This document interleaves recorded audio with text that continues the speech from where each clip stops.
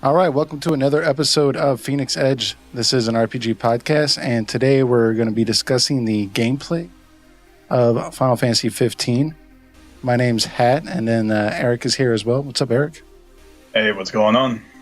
And hopefully you all aren't too triggered by our first episode with Final Fantasy 15 regarding the story. With just Eric's overjoyed emotions with that game. Yeah. It's But, okay. I do think that I do have some issues with the gameplay. And we're also going to be discussing music, but I do have some issues with the gameplay. But I will say that I have a more positive experience overall with the gameplay than I would say the story. Would you say the same without getting into specifics? Yeah, I could say I had some problems with the gameplay, and I definitely had my fair share of complaints about the gameplay, but there's definitely some positives mixed with some negatives in it, so I won't be as harsh on that. Yeah, for sure. Okay. Well, let's just start off with the battle system because it's actually a big change, obviously, from a lot of the other Final Fantasies. If anyone's listened to this is their first game, I'd urge them to go and check some of the other ones out because the battle systems usually differ quite a bit from each one, but this one is a huge departure. I guess it's just an action battle system, right? I can't think of any other way to say it.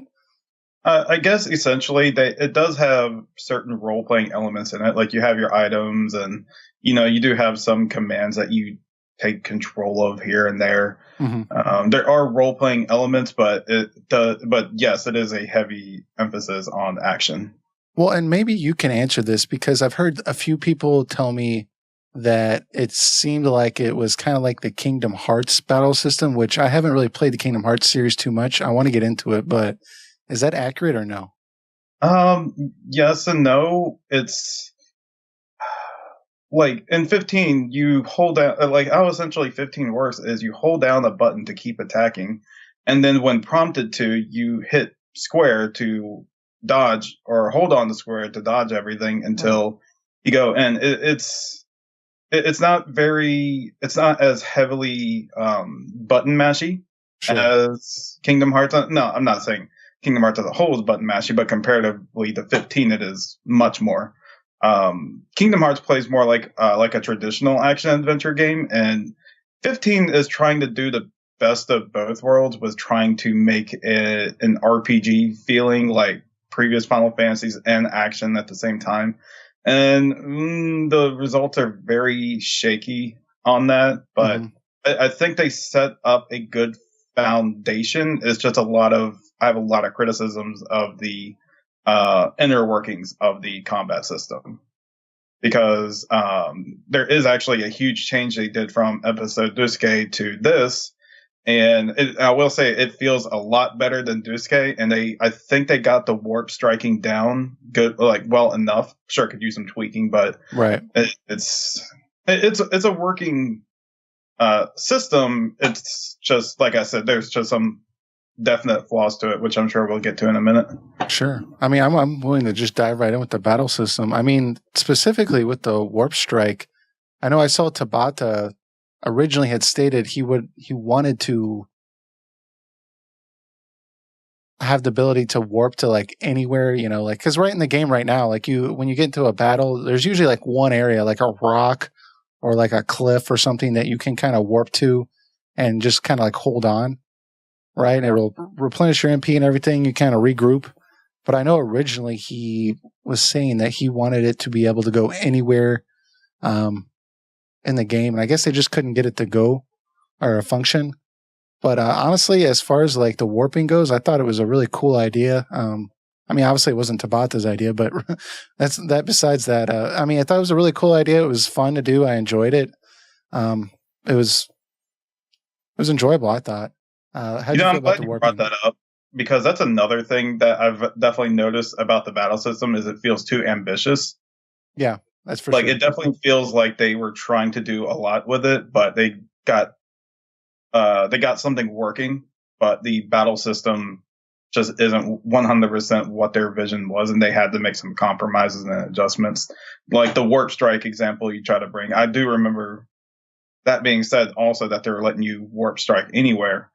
and I mean, you got it working for the most part, but again, it's set locations. You can only warp strike. You just can't just simply point anywhere and do that. And another thing with the warp strike is it can be very flaky in the fact that you want to warp strike somewhere, then if there's another warp strike nearby, chances are it might hit that one too if you're not being very precise on where you're trying to go. Mm-hmm.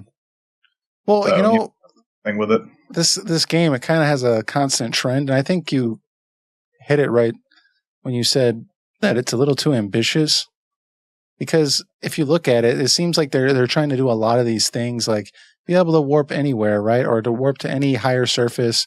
And they spent so much time trying to get that to function, and ended up not working. They had to scale it back because of time restraints.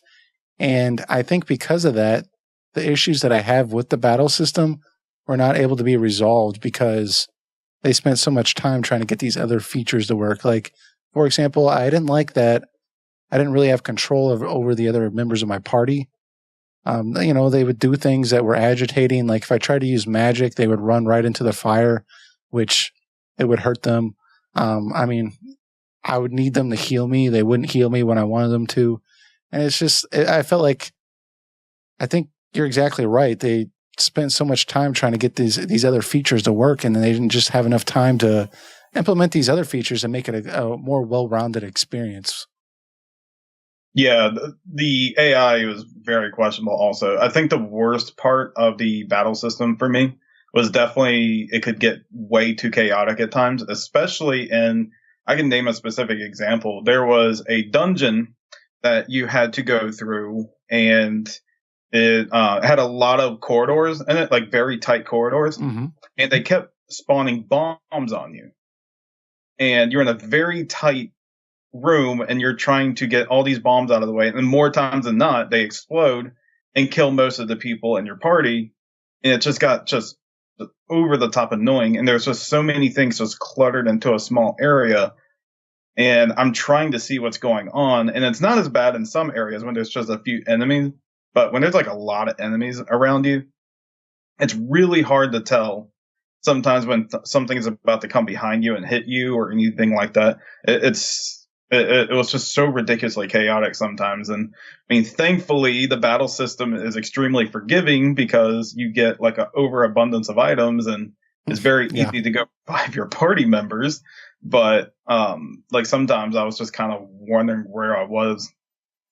Yeah, I mean, it definitely was a lot better of experience when it was out in the open world. But when it was in those close confined areas, it definitely had issues. Like you said, just camera angle, you couldn't see what was going on. You couldn't see if something was attacking you.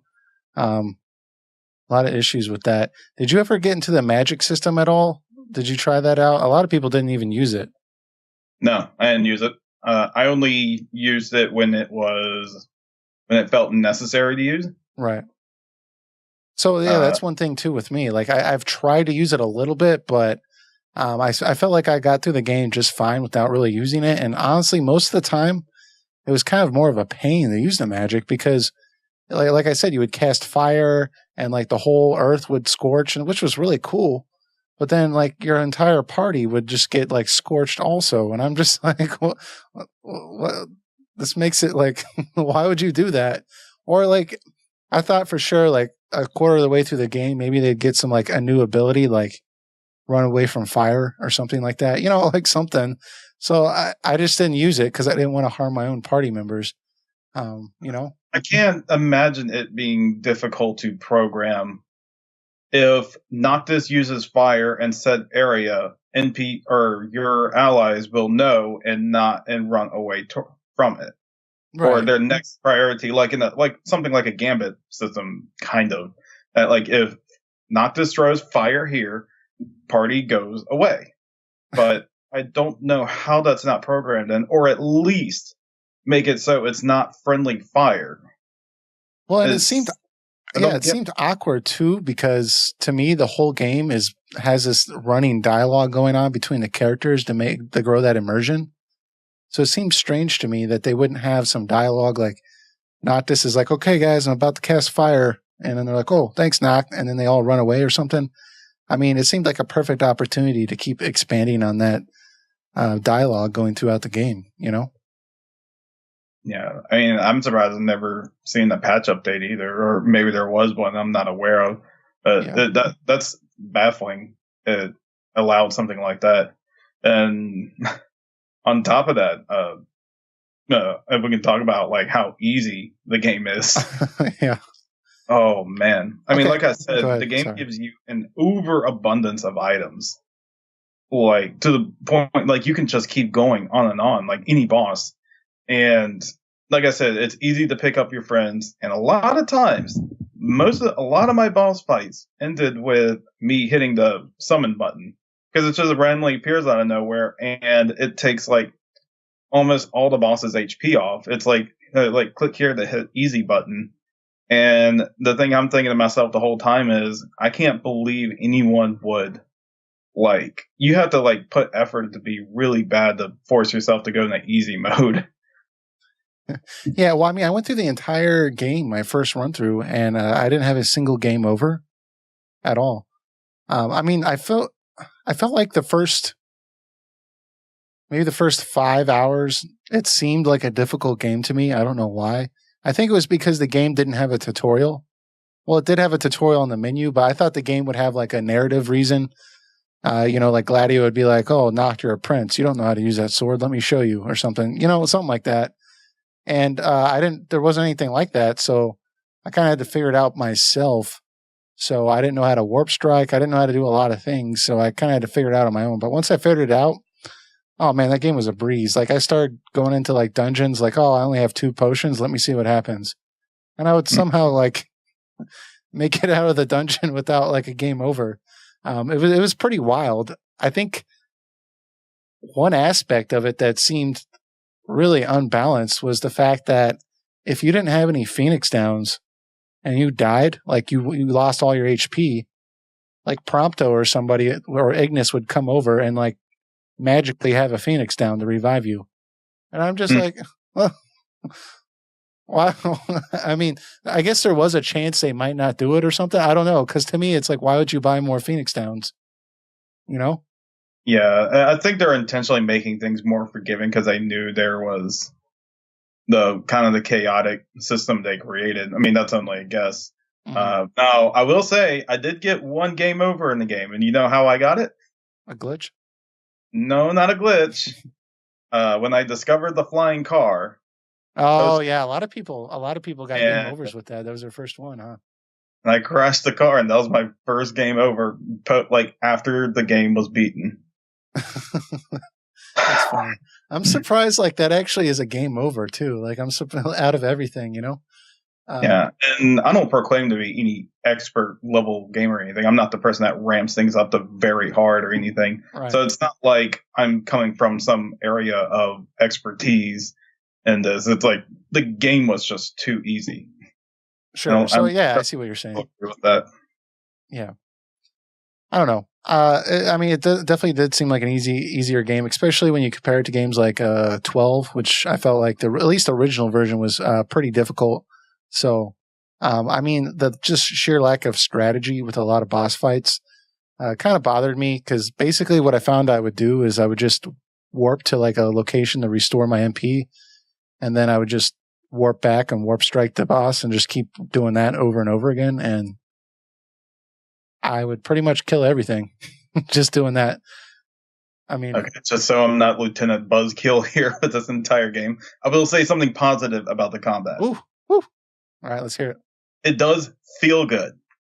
Yeah, it's actually, honestly, it's a lot of fun most of the time, even though I know it's kind of dumb and repetitive.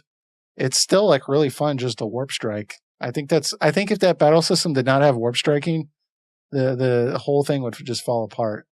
Yeah, the flow of combat does feel good. It does feel good to dodge something after, like in attack mode, like just switching back and forth like that. Sure. And doing like team combos with your other teammates. It does feel good when you get that link together. Mm-hmm. Yeah, absolutely. That's one thing I'm glad you brought up because I actually totally forgot about that. The link strikes. Those are actually a lot of fun, and I like how it kind of built into the whole like brotherhood thing because they'd have to, Usually it would require somebody to like assist another individual to get it done, you know? Mm-hmm. So I really enjoyed that. But how did you feel about just uh, like the traveling? Because a lot of thing with this, the big thing with this game is just traveling from point A to point B. Did you like the car mechanic, or how did you feel about that? I like the concept of it, but it was something that grew very tiring very quickly. Yeah, Uh, just just for a fact, it's cool to see something for the first time, but when I'm doing something like side questing, and yes, there is the fast travel, but if anyone's played the game, you would notice very quickly. I think maybe they patch it to make it faster. I think sometime, but when I first played it, when it first came out, the load times were so atrocious that I actually just got in the car and let it auto drive there. I felt like it got there faster just doing that. Unless it was something like on the very other side of the map, the 18 miles of world map that we have in this game. yeah. I mean, yeah, that's true. Those load times were just ridiculous. Um, I don't know, like the car thing, like it was pretty cool at first because Ignis would drive and you'd get to look around and listen to some music.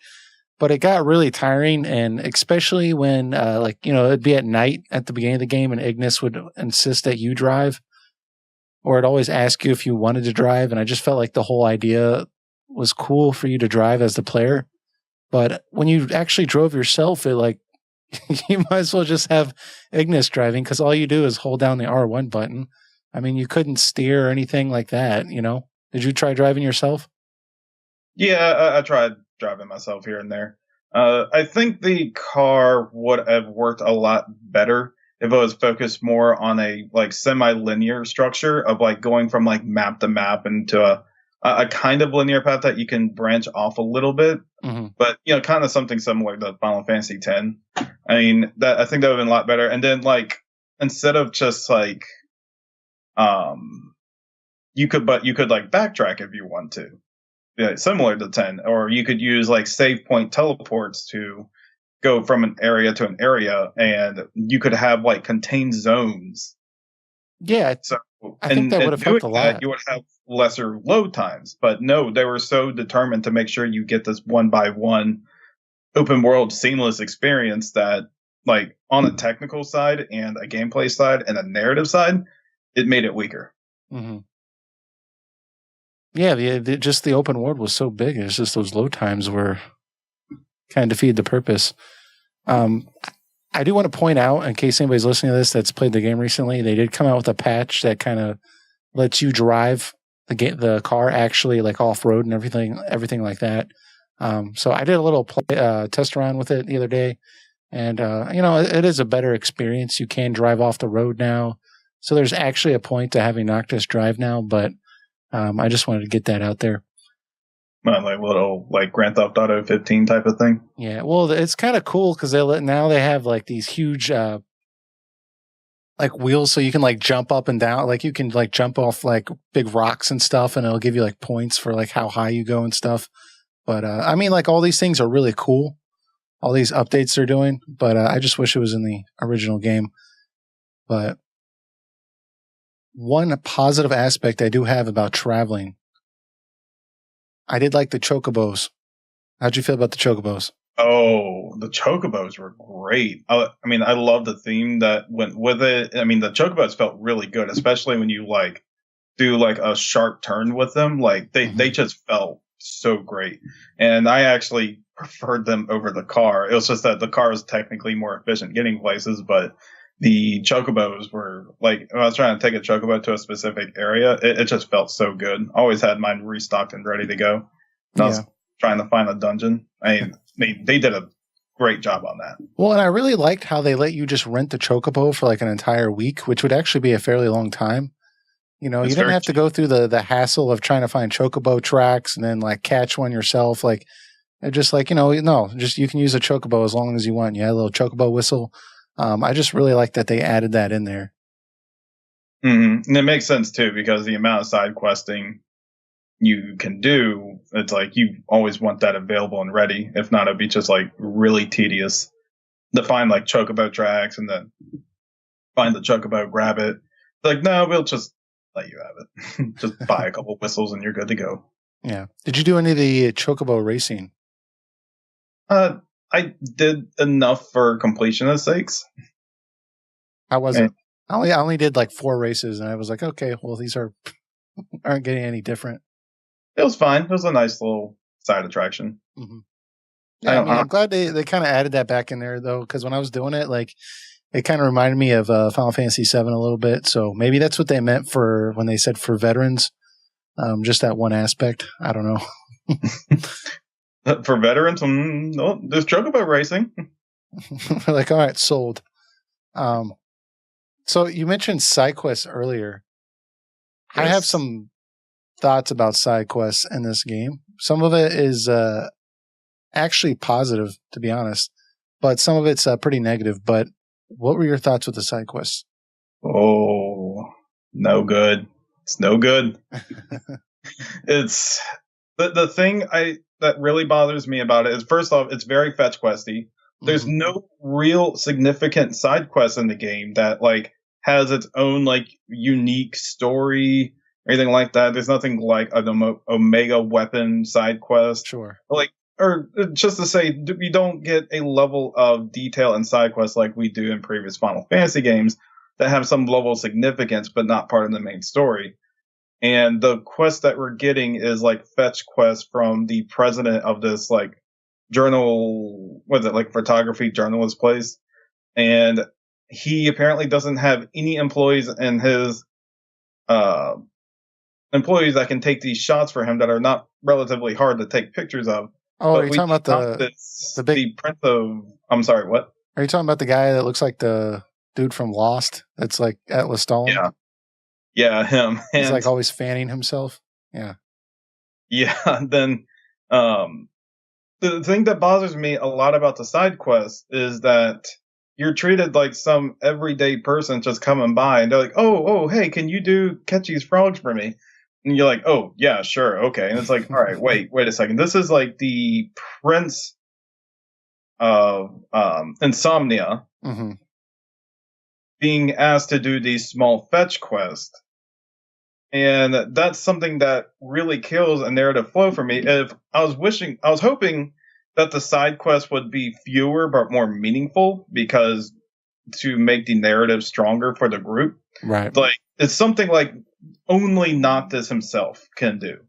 Like, this is only something that Noctis is able to do in his group. And it's like a lot of these things, which, and I can be fine if you make like a message board thing that's saying like collect 3 frogs and bring it in and get EXP, and you know, that would be fine. But then you're interacting with these NPCs that just don't feel like it makes sense, and it's like it's their attempt to make an open world thing, but it's not like Witcher 3. In Witcher 3, you have Geralt, who can work so well with open world is because 2 things, like he's on a quest to find his daughter, Ciri, and then him being a Witcher on top of that, his job is essentially helping people slay monsters and like demons and such, and he gets paid coin for it. So the idea of side questing for people makes a lot more sense on that, and it helps because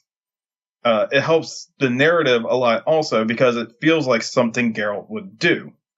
In this game, do you really think the Prince of Insomnia and how Noctis's character is, do you think he's the type of person that goes up to a person that says, "Oh, hey, can you help collect 3 leather pelts for me from this animal outside"? Like, do you think that's something a Prince of Insomnia does? No, I don't, and it really bothered me until I've kind of realized I have a theory about it. And basically, I think it comes down to the fact that this game does not have a good mechanic for the player to get money. So I think they were just like, let's just copy and paste the same quest over and over again. You know, and that's why you have all the hunts and you have all the, hey, can you go get me apples? Okay, can you go get me grapes? Like, it's like, dude, that's like the same programming. You're just, what they needed a ton of quests so that the player doesn't get a third of the way through the game and, need more money. I mean, because typically in Final Fantasies, not every one, but a lot of them, you get money from killing monsters, right? Or like you'll kill it and you have to sell the loot. But I mean, you don't get enough encounters. I felt like it. Like sometimes I'd want to go find something to kill, and it would actually be quite difficult for me to find something. So I feel like they just were like, oh, let's just have these infinite side quests. And when you're going to have infinite side quests, they're just naturally going to be fetch questy because they they can't be this like glorious story. But I mean, there was a handful of quests that I felt like were kind of fun, like the hunt for Deadeye. That was kind of fun. Oh, that was a good one. I will agree with that. That felt like something only they could do. Right. I mean, that felt, and it felt like a hunt also.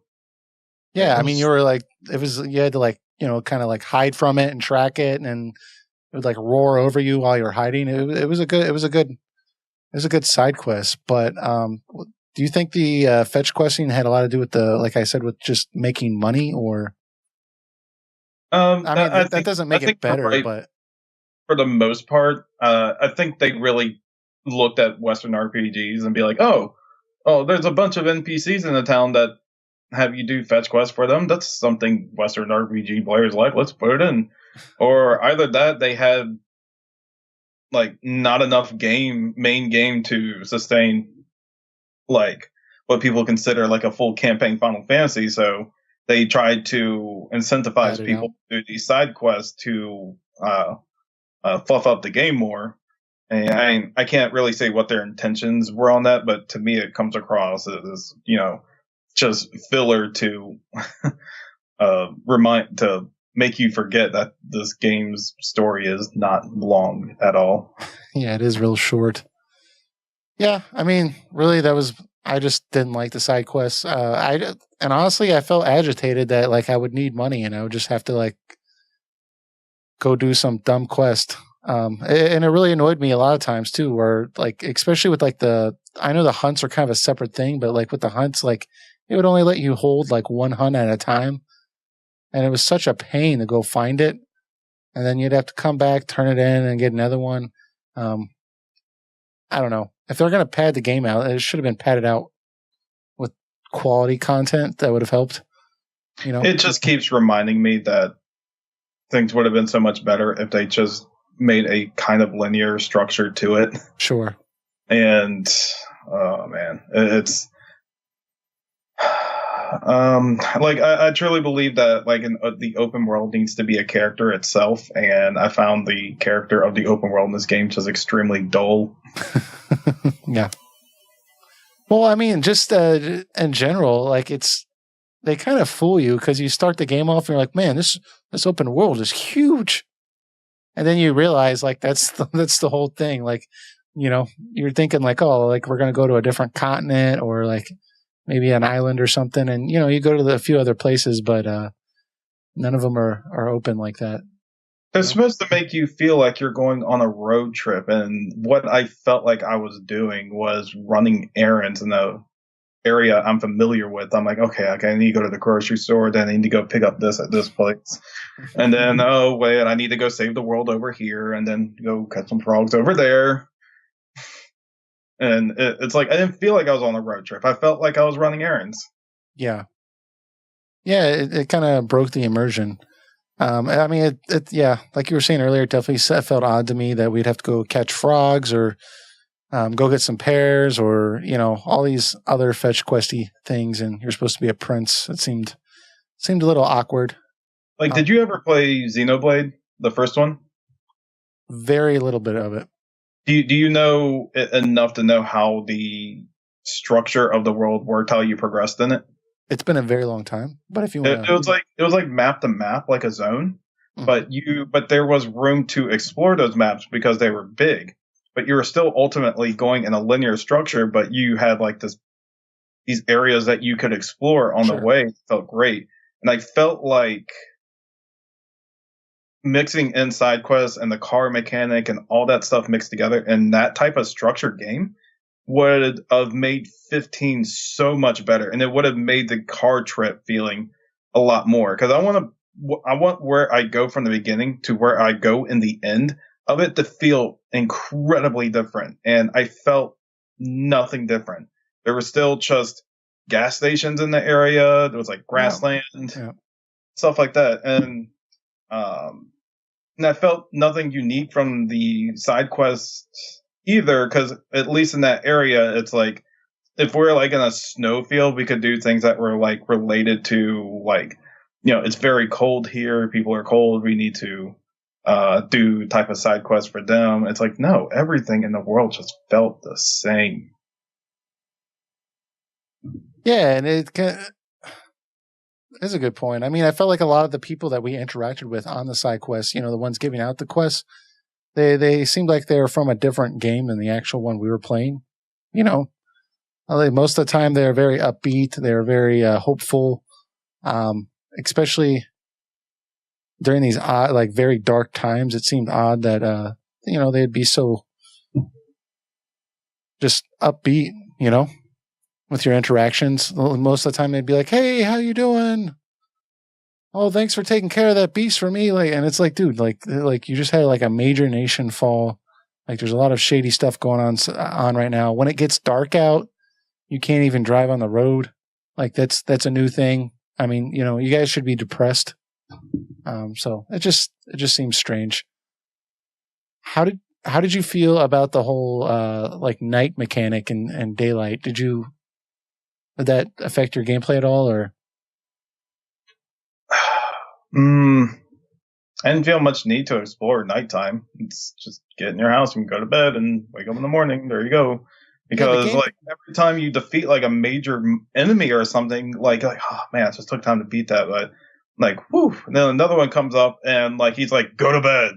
It's like, fine, I'll go to bed. Yeah. I mean, it was kind of cool, I guess, but it got a little annoying with the demons that would like pop up on the road and stuff while you were driving. Did you ever experience that? Rarely. Really? I think very quickly, actually, in the game, I got those headlights. Yeah. That would repel monsters away. Mm-hmm. So very quickly, I did not have to deal with that. See, I don't know. I guess I never got those headlights. Yeah, I don't know. I think those are the headlights you had to go in like that dungeon underground with that like snake woman or something, right? Yeah, that annoying snake lady that kept turning you into frogs. Yeah, I remember that. I think I saw that and I was just like, okay, I'm done with this. I don't need those headlights. Yeah, I got them. I mean, I guess they were useful, but I never really went out nighttime to begin with because there wasn't much incentive to go out and run stuff at night except for like a quest, like very few small things. Yeah. Because they're trying to tell you like, oh, it's nighttime, just go into a cabin or hotel and just sleep your EXP off. It's like, why do we kind of have this nighttime mechanic if you're trying to do everything to make me not do it?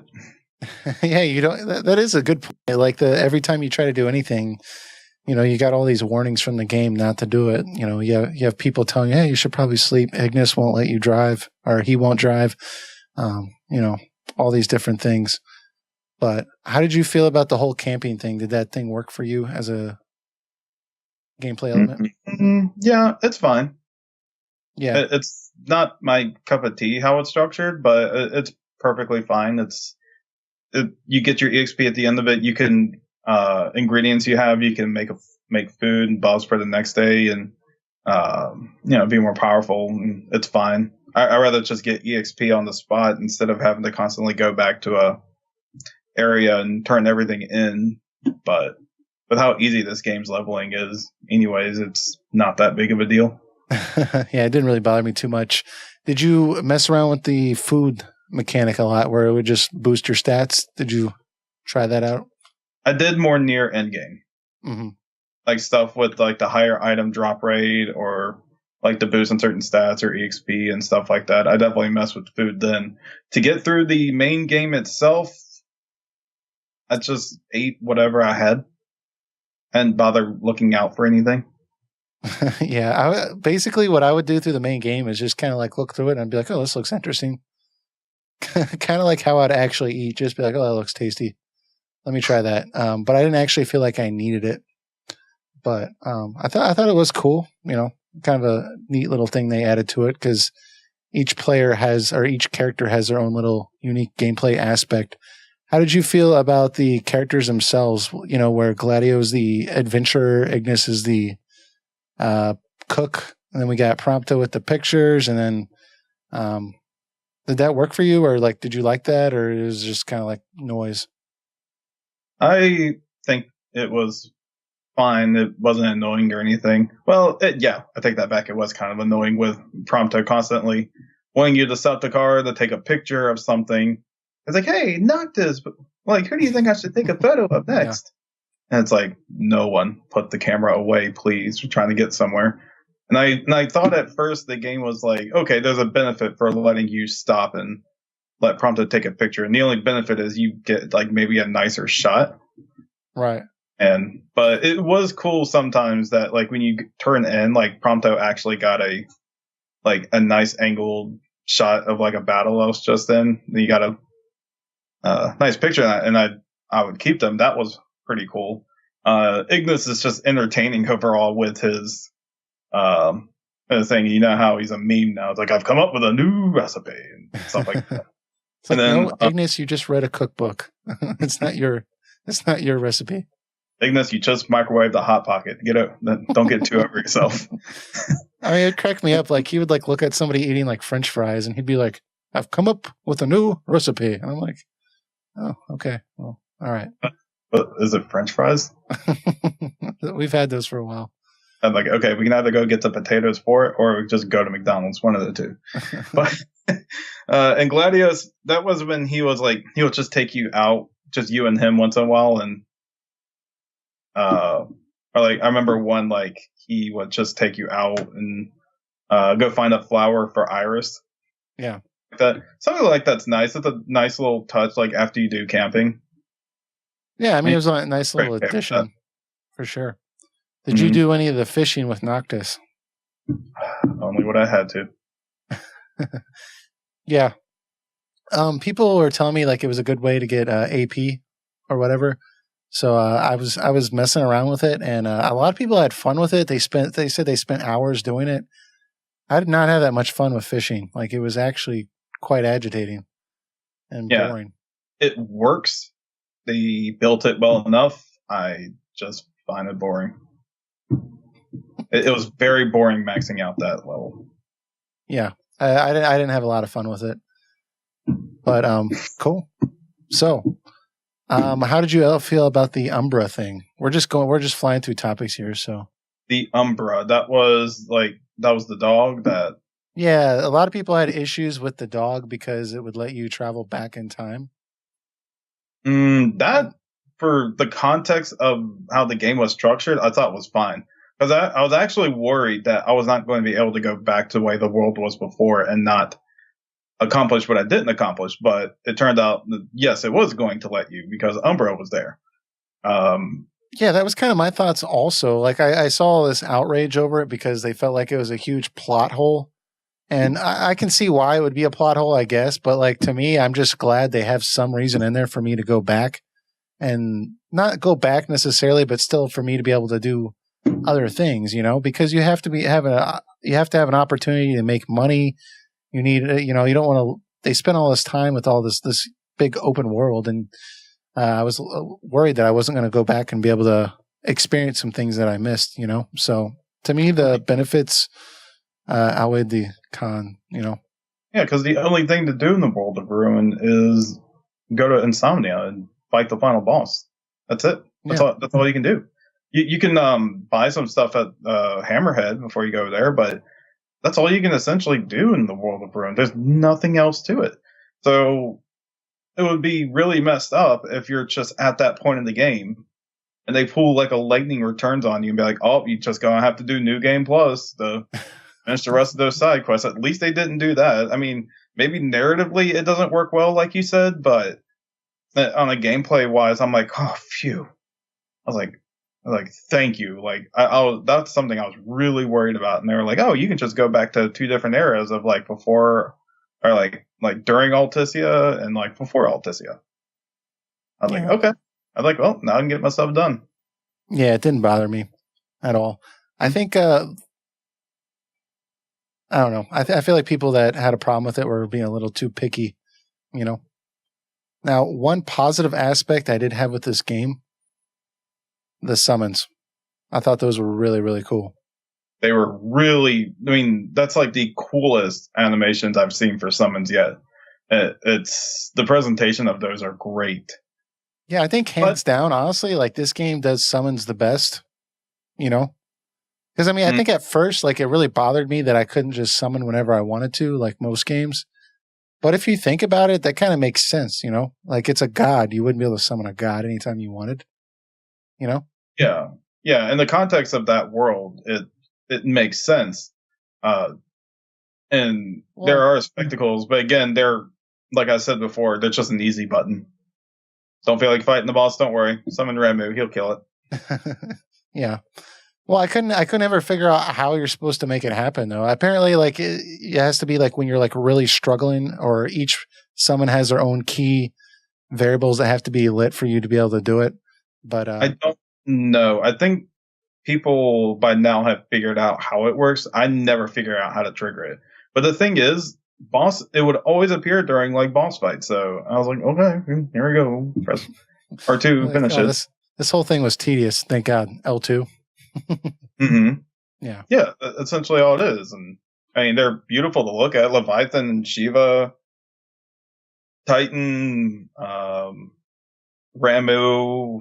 not Ifrit. Ifrit was a boss. Well, at the very end, we had Bahamut. I don't think we got to summon Bahamut. We interacted with him in the cutscene. I remember, like, didn't he appear and he like threw down the swords and like Ifrit was like running and like dodging him or something like that. We didn't really. I don't know if that was really a summon as much as he just kind of appeared. But oh well, I'll count that in my book. I think Leviathan was just a with a cutscene purpose summon also. Mm-hmm. I can't 100% remember that. I remember Leviathan was surrounding the train tracks while the Empire was trying to shoot down Noctis and his gang in the train. Yeah, Noctis is like, yeah, I remember that. And like, yeah. Well, that's one thing that like I do wish the summons came a little more often, just not during not during all the boss fights, you know? I just wish they weren't as overkill as they were. Like, it's cool if they come out randomly and do like a nice, decent amount of damage. Sure. Like, maybe if you're like, maybe like take like 10, 15% of the boss's HP away. Mm-hmm. It's like something, it's just a nice little convenient tool to use. Or maybe you had some method or some bar that you built up and that let you summon it then. It's like, I didn't like that it was just that random. It appears or not appear. Granted, it appeared a lot, but it was random.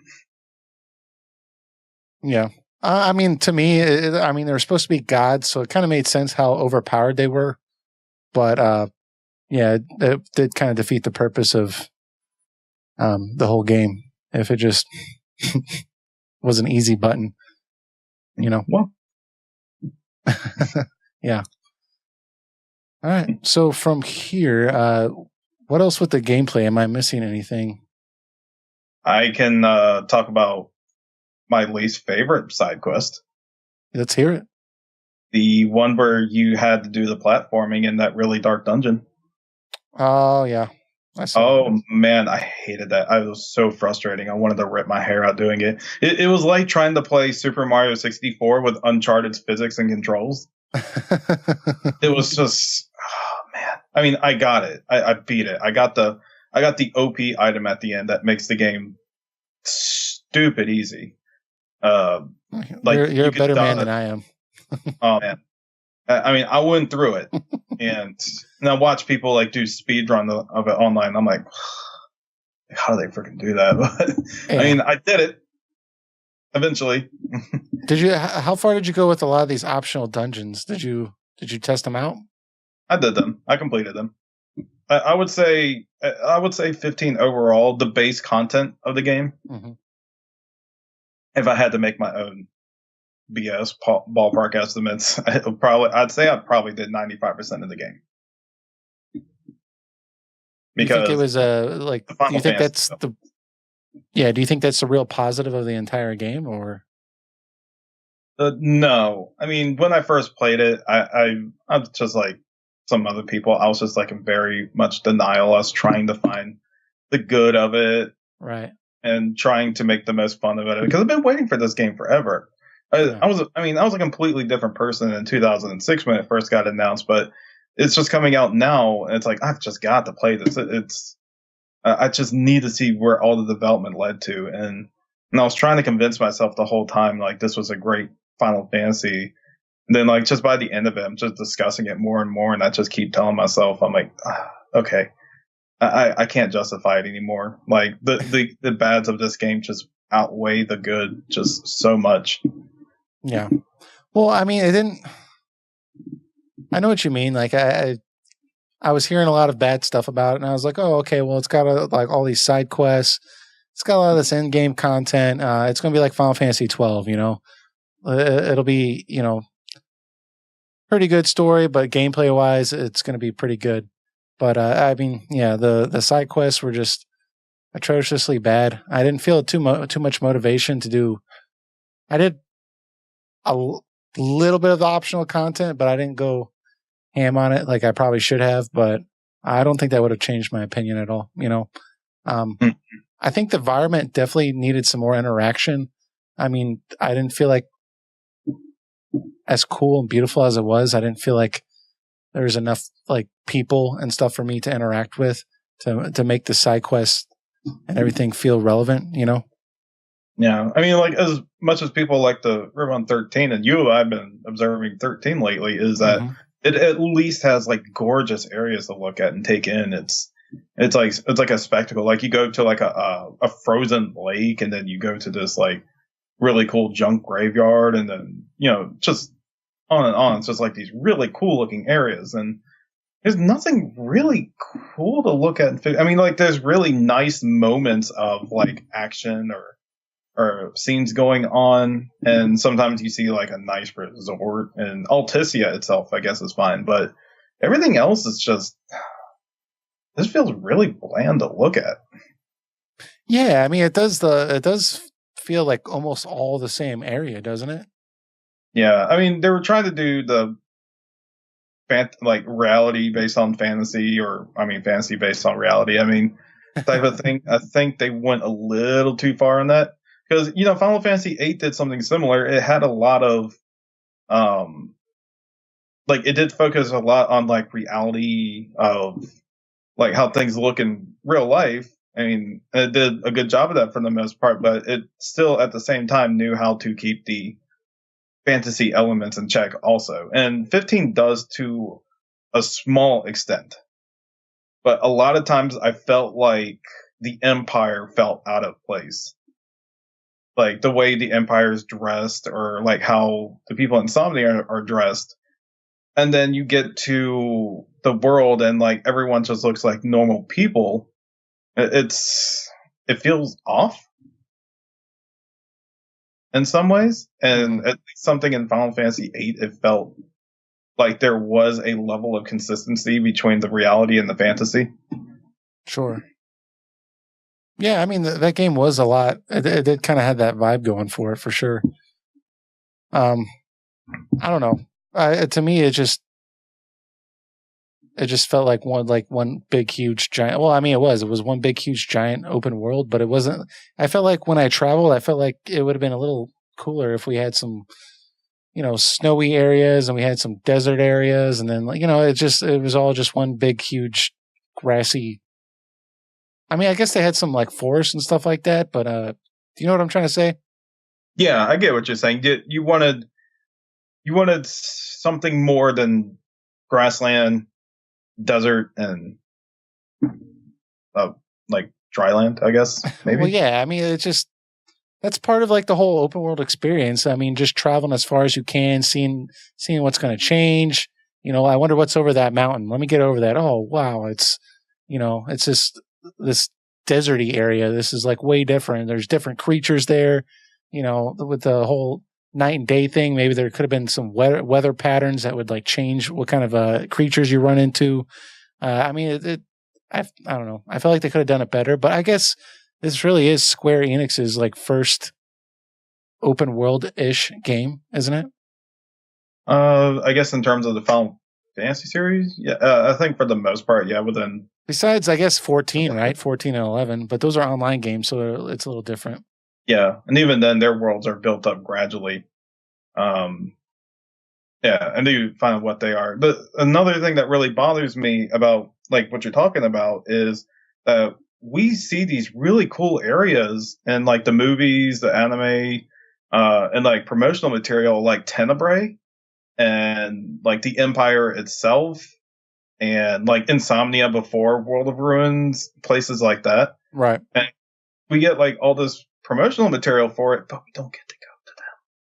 We literally see Tenebrae from a distance in hectic and mayhem, like chaos is going at Tenebrae from a distance, and your group is like, "Huh, wonder what's going on out there." Like, whatever, let's just get back on the train.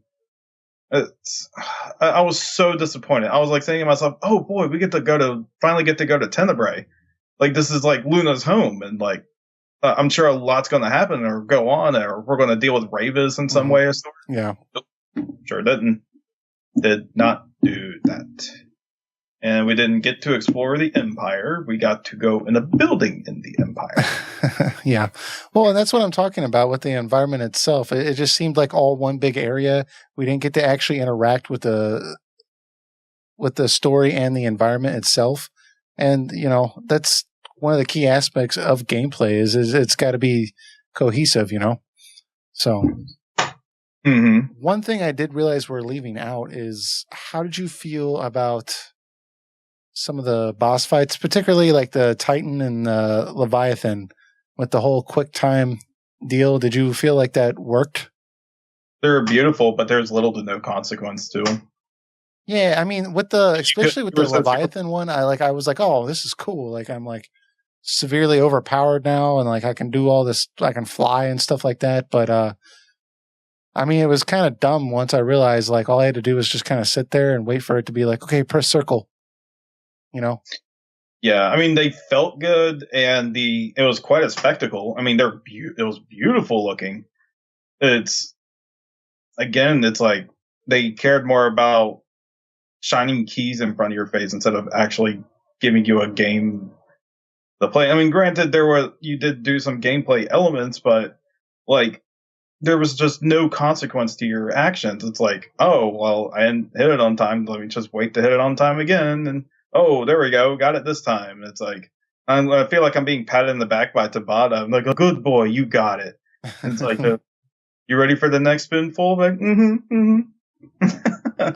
Yeah, I feel you. I mean, I don't know. To me, like I almost felt like I would have rather just had like a cutscene than you to give me these cheesy like game cues and everything to defeat a boss. Now, I will say on that, it does feel good to interact with it. Sure, I guess. But at the same time, like it did feel quick timey, which can also be a bad thing because like even as much as I love Bayonetta 1, like the thing I didn't like about those finishers is that it was making you do quick time events.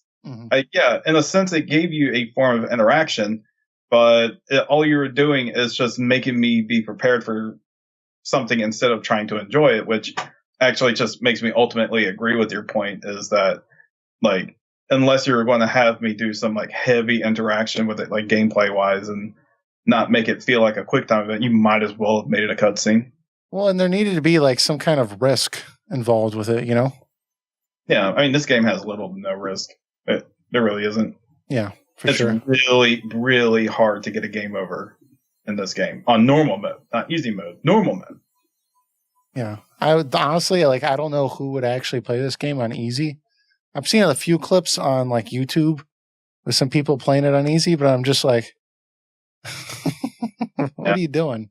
Did you know that Carbuncle is actually a summon on easy mode? A lot of people that's don't what I saw because people don't pick easy mode. Yeah, and apparently if you die, like Carbuncle just like revives you or something. I don't know. Then if that's the case, I don't think anyone in easy mode knows Carbuncle is a thing. Yeah. But one thing we have to address here that I don't want to miss. Chapter 13. What were your thoughts? It would have been fine if everyone was together. Yeah. And I get what they were going with, and maybe it would have been fine if Noctis was alone for just a little bit. But why did the game all of a sudden become a survival horror? It's like Um, just completely shift in tone. see, I mean, I know what you're trying to say, but for me, like, it was kind of like, I was like, oh man, this is a like different vibe here, but like, I kind of like it. Like, I was kind of with those creatures that would like like walk around and like they would like chase you and stuff. Like, I don't know. And you have Arden with his like, I don't know, the Dark Knight Joker voice, um, over the intercom, and just, mm-hmm. I don't know, just the fact that you didn't have any of your usual abilities. I don't know. It just kind of created like a little. I enjoyed it. I liked it. My only complaint was that it went on a little too long, but that's it. That's definitely a big thing. I'd definitely be more okay with it if it wasn't. Excuse me. I'd be more with it if it wasn't as long. It just felt tedious, and that survival horror aspect was just like, okay, it's just. Yeah, it was a little jarring for a lot of people, and I can see why, because they didn't really have that aspect in any other part of the game.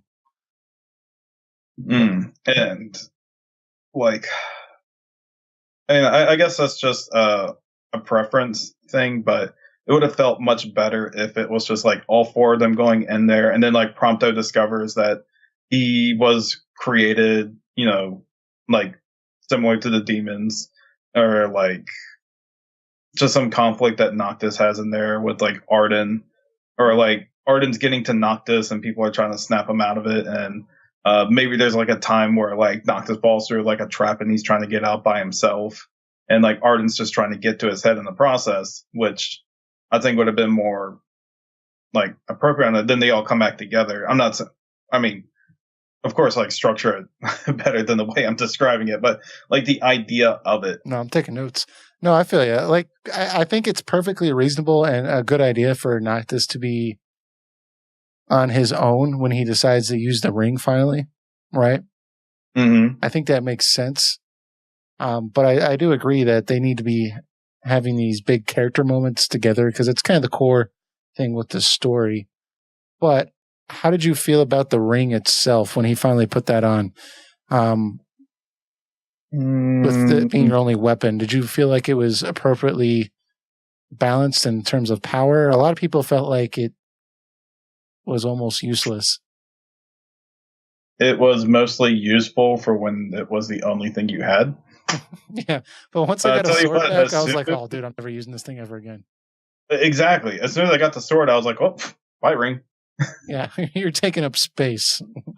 I don't know, but it would take like a crazy amount of time to kill anything. So, and if you got hit at all, it would stop it. I turned the zombies like into a stick figure. I'm like, just die. Yeah, I'm just like sitting there like, okay, anytime now, this enemy's gonna, I don't know. But they did tweak that recently, so apparently now it's pretty fast. Some people feel like it's almost too fast, but I mean, I don't know. I don't know what the appropriate time is. A lot of the fixes they did, and I guess it's better. They're like, oh, we added a whole segment of Gladio and Ignis going through the building in the meantime. I'm like, all right, that might help break things up a little bit. It's like, it didn't do much to it. It's like, it felt like a small Band-Aid. Yeah, well, if I can address that a little bit, okay, because on my second playthrough, that was in there that time, right? So it gives you this prompt that says you can do chapter 13, verse 2, or regular chapter 13. And I thought, okay, let me click verse 2. And I thought like I'd get to do both, like the original Noctis, and then it would like cut to like Gladio and Ignis. No, it just was straight up like Gladio and Ignis the whole time. Mm-hmm. So it's like, I didn't like the idea that when you play the game, like you have to choose like which story you want to get. You don't get that. I mean, you'll get the little bit with Noctis, and he puts on the ring and stuff. But then after that, it's straight up like Gladio and Ignis until Noctis is finally back in your party and you find Prompto. But like I thought, like we'd get the like struggle of Noctis, and then we'd also get the Gladio and Ignis. But like it breaks it up to where you have to choose. I didn't like that at all. You know? Yeah, again, it's definitely a quick band-aid to the criticisms that the Chapter 13 was receiving. Sure. It's very clearly just a response to that. I honestly wasn't expecting much out of it, and you know, it's just as I called it, it's just a small little segment, Mm-hmm. and that's all there is to it. Now, when you actually get to the point that everyone gets together, I think that's when it picks up and gets better. And honestly, I enjoyed the fight against Zombie Ravis. It's like the first time I really felt like I was needing to use my dodge rolls to like properly like dodge and attack. And Yeah, that was actually kind of a tough boss fight, fun. wasn't it? Yeah, it was definitely one of the tougher boss fights, and I thought that one was really fun. And um, and how everything ended up with like Arden actually winning or like falling like right into his trap. I thought that was cool because it was kind of like a Final Fantasy VI-esque twist Sure. turnaround where the villain actually got away with what he wanted to do. Ultimately, he did. Yeah. Yeah, and like the whole and like it's just another reason I liked Arden so much. And Chapter 13 definitely helped that. I think mostly just I think my biggest complaint of Chapter 13 is just that it was too long. Yeah, for sure. I remember playing it, and I remember that was a big complaint because I waited a couple of weeks to play it, and I was gearing myself up for this trek, and I was playing it, and I got to like the elevator or whatever, and I was just like, "Oh, dude, that wasn't that long." But then I realized I was only about a quarter of the way through it. So yeah, it was definitely a long trek. I'm trying to think anything else with the gameplay before we move on to the music. Is there anything else you wanted to add to that? Not sure if there is anything really else to add to it. I mean, I guess the weapon variety was nice, and That is true. I didn't even think about that. just switching between weapons on the spot did feel very good. You can kind of make your own combos out of it. Mm-hmm. Like the greatsword felt like a heavy weapon. The spear felt like you were doing consistent piercings, and the sword felt nice and balanced. On that, it felt very good.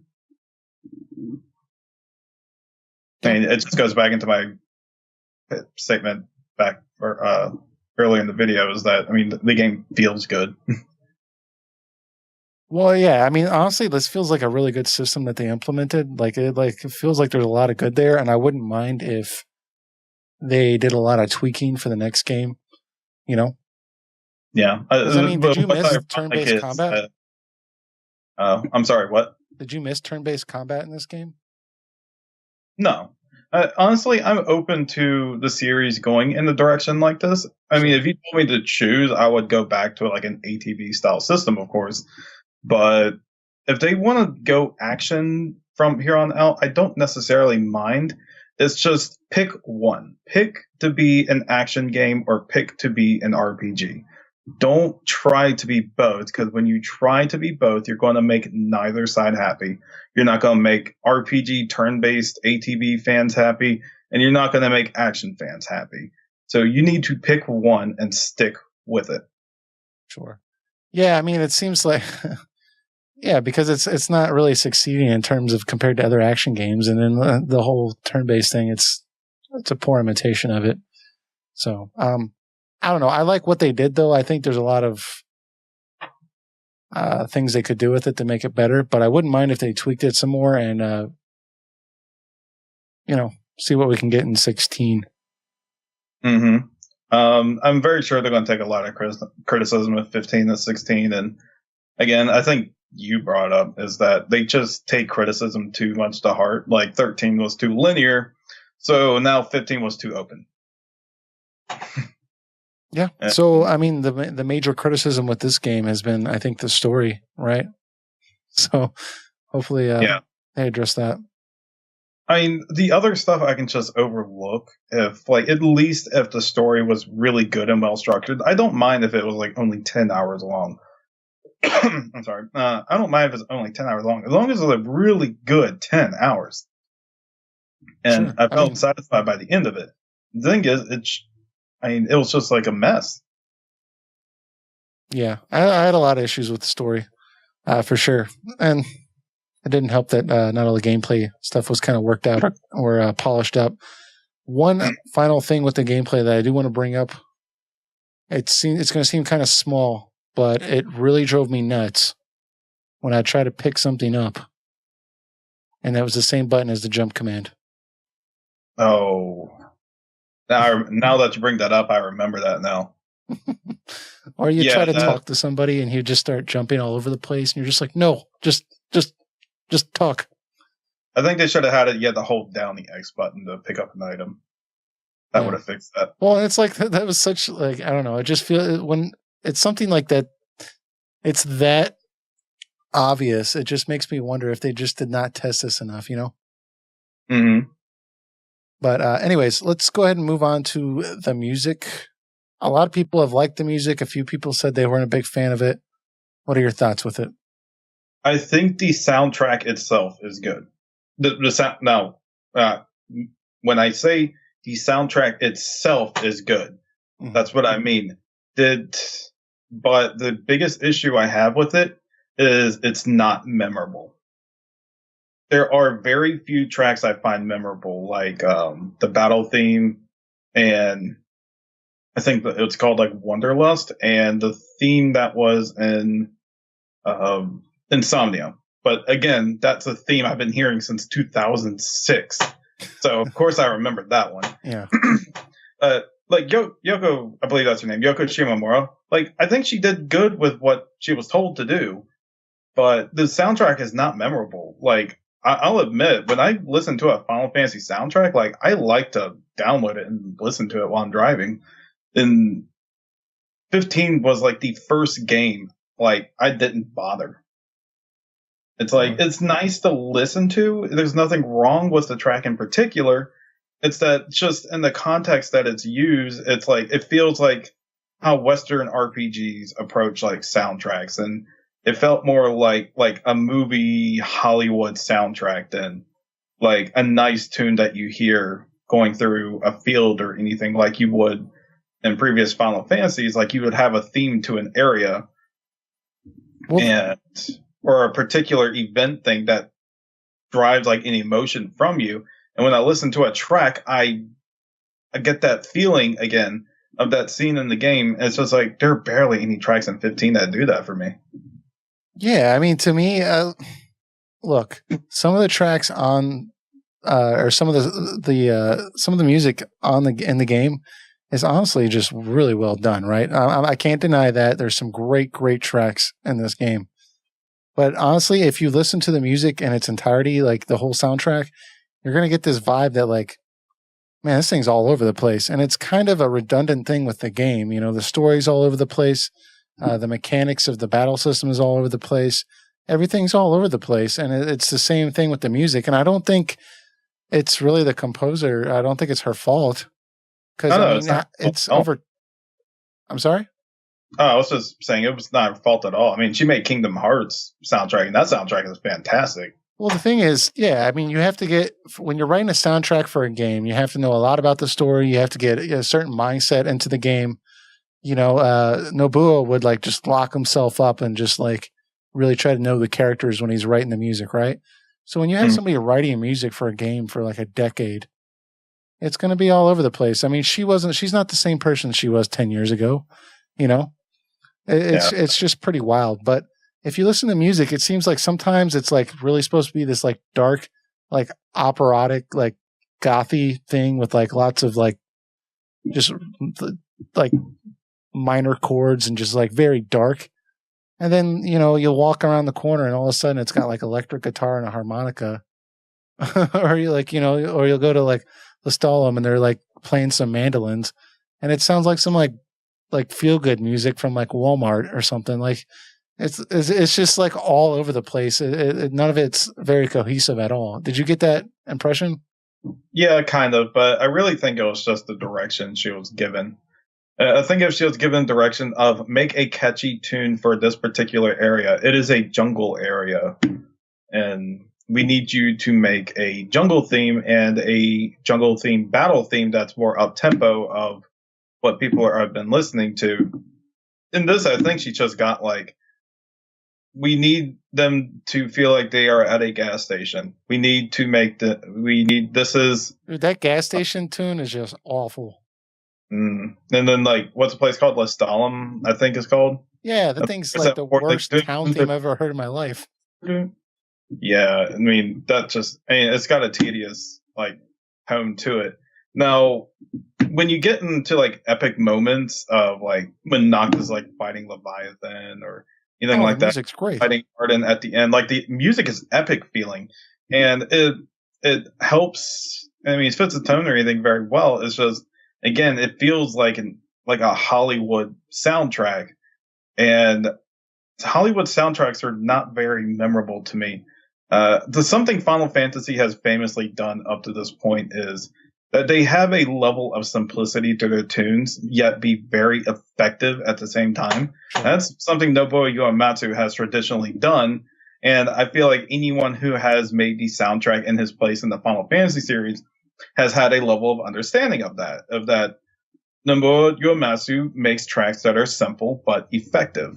And because when you make something simple, if it's something that you can like sing in your head or do something too, like da da da da da da da, or something like hum to yourself with it, it's like, I think you made a really good track there. And that's like something like John Williams does so well in movies. It's like everyone knows the Star Wars theme in their head. Everyone knows he's real good at that, yeah. And what else? Like Harry Potter. It's like everyone knows those themes in their head. It's like, I don't get this feeling at all in 15. And like every game before, I've had like tracks in my head that just stay in my head all day. Yeah, I mean, 15 felt like the first one to not do that. I think my major complaint with it is just the music felt like video game music. As ironic as that is, it just, I know you said a Hollywood score, but to me, it just sounded like a lot of synthesizers, a lot of like drum machines, a lot of just like, I don't know, a lot of like lack of heart to me. Like it just didn't, I don't know, it just didn't stick with me. I mean, there's a handful of tracks that are really well done. I feel like the main track that plays over the Reclaim Your Throne trailer, it plays during Leviathan. I think it's Apocalyptus Aquarius or something like that. I actually really like that track, but I mean, if you go to listen to it with the Distant Worlds, they've started playing that. It sounds super thin, and a lot of that's because whoever decided to like overdub this orchestra with a ton of like synthesizers and guitar and all this like studio stuff, and you know, it sounds good in game, but outside of that, it doesn't sound too good. It sounds real thin. So I think a lot of that became more apparent to me when it let you listen to soundtracks from other games. You know, I found myself running around the world listening to like the Final Fantasy VII soundtrack that you could buy in game, and it's just like, wow, I wish this was the soundtrack. You know, I think, well, does 15 technically have the best soundtrack because it has all those tracks in it? Technically, well, technically there are a lot of good songs. You know, but did you buy any of those soundtracks to listen to, or you didn't even mess with it? Oh, for the car in the game? Yeah, well, and they added a little update to where you can have a little MP3 player that you carry around with you while you're running around. Oh, great! So you can listen to like the tracks while you're running around and stuff too. I guess that's nice. I mean, yeah, I bought whatever I found in gas stations on the way. I think I got like most of them. I think some of the Final Fantasy 11 ones I was missing. Yeah. It is nice to listen to the Final Fantasy 9 airship theme while you're driving your car. Yeah. Makes me remember a better game. Does kind of remind me that I'm playing something that feels more like Grand Theft Auto than Final Fantasy, but sure. Yeah. I don't know. That's just me being cynical at that point. Sure. And I know that I think they had a couple of other people kind of fill in some gaps with some other pieces of music, so it's not all the same composer. So, you know, don't want to give off the wrong impression here, but overall, you know, it's got some good tracks, but I felt like there was a lot of filler. So, do you have any final thoughts with the music? It's as simple as I can put it. It's not bad music at all. Yoko Shimomura is a great composer. It's just, I think just the themes used in 15 just didn't work as well as they could. It's just not very memorable. Like some are good, some work well in certain scenes, but there's just I can't even think of any on top of my head right now. There's very few songs I can think of, and I think like every other soundtrack that every previous Final Fantasy I can just like name right on the spot and where it was used. But someone like brought up like one of the epic moments of 15's tracks. It's like I don't remember where that came from. Yeah, for sure. I mean, I think a lot of it honestly was how much time the game was in development. I mean, I don't know when she started working on the soundtrack, but like you said, that at least one of those tracks we've been hearing since 2006. So, I mean, to compare to like certain film composers, like Howard Shore from Lord of the Rings, right? Or he did Lord of the Rings soundtrack. I mean, that's kind of got a similar thing with John Williams, where like you can hear the consistent theme with the hobbits whenever they're on screen, or Gandalf has his theme, and I saw an interview with him where he was talking about composing the music for those movies. And he was like, no, I don't just write music. Like, I don't just sit down and write music. Like, I have to it takes me a while to get into mental space, and I have to stay in that mental space of this world, for like however long it takes me to write it, and I don't listen to anything else. Like, and I think a lot of composers do that type of thing. And for a game to be in development for 10 years, that's a long time for someone, and she's sitting there doing soundtracks to other things. So I can understand why it wouldn't be her best work.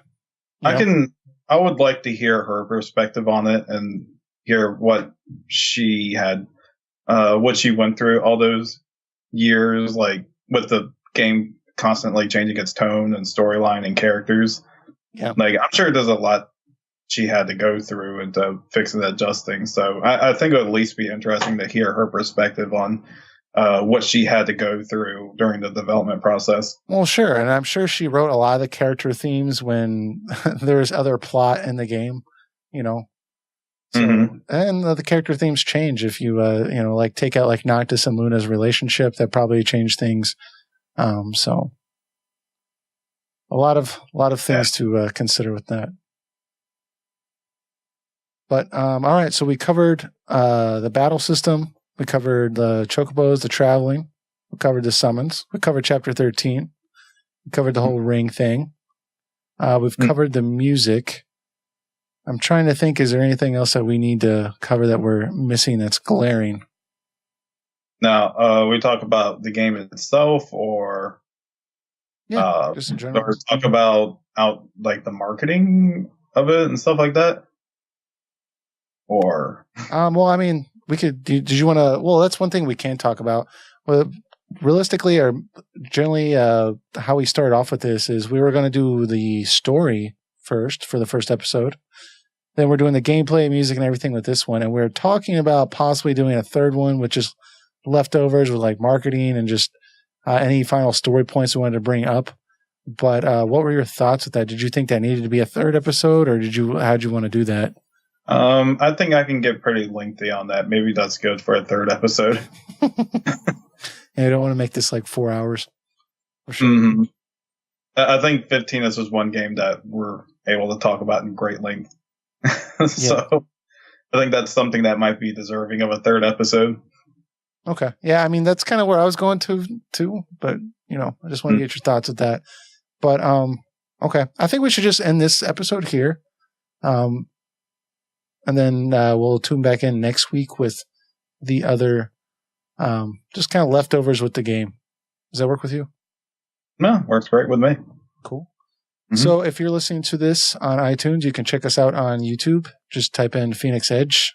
Probably have to type in RPG after that. And we should come right up. And if you're watching us, check us out on iTunes. Go ahead and give us a subscribe. And we're on a couple other podcatchers. What do you use, Eric, to listen to podcasts? What do I use to listen to the podcast? I'd probably YouTube. I do pretty much anything I listen to in my car when it comes like the podcasts or soundtracks. I usually put YouTube on. Okay, perfect. But podcasts on iTunes is the perfect way to go if you're someone who has like a data plan that doesn't support that. Use Wi-Fi, download it, put in your car. Right now you already got almost 3 hours worth of content to listen to. If you like listening to us. Yeah, for sure. Well, and if you guys have any thoughts, just let us know in the comments. But thanks for listening, and we'll hit you back next week. Take it easy. See you next week.